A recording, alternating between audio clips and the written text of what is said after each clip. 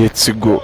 Rero murabona ni ka free zone, murahabona niho abantu benshi baba bicaye kandi baba barimo buri muntu wese aba yibereye mu bintu bye muri chat. Buri muntu abahuze kandi namwe murabona ko buri muntu abahuze cyane cyane.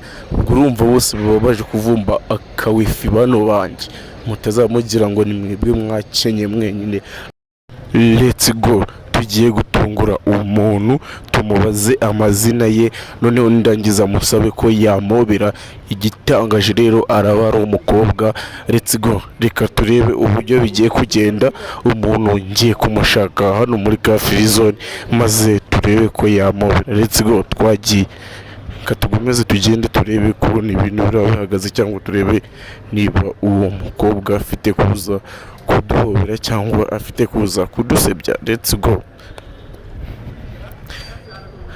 Banyarwandakazi kandi nimurambirwe, nanjye ndi kugenda ndebamo umukobwa mwiza kugira ngo ndebe niba yanyemera. Reka nce ku ruhande rwa kujya kugira ngo ndebe imba afite kuza kunyemera, kugira ngo bitaza kuba ibibazo.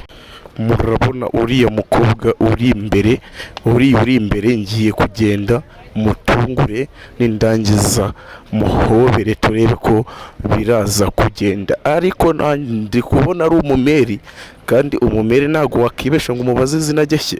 Umugabo we yatarimenera, mureka nze ngomeze nigire imbere ndebe ko nabaza ka free zone neza. Noneho urabona bose bankwepa, noneho reka nze nigire imbere ndebe umeze neza. Noneho wa wundi utabasha kuvuga ngo noneho uyu nguyu twamwemera cyangwa uyu byagenda bite, ku buryo nawe wa muntu urahita umubona ugatuvuga ati uyu nguyu nanjye namusamarira, uyu nguyu ibintu byagenda neza. Nanjye reka nze Let's go, reka dutangirane tugende.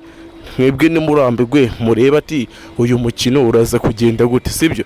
Let's go, reka dugomeze tugende rero. Kandi namwe mbibutsa gukanda subscribe, mugafungura n'inzogera, nkazaza ngomeza mbagezaho ibintu byiza. Murabona hano ngaha turi rero, turi hano ka free zone.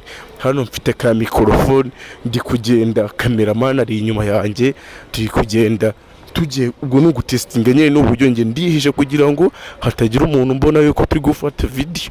Noneho urabona hano ngaha hari n'abanyamahanga barimo barifotoza.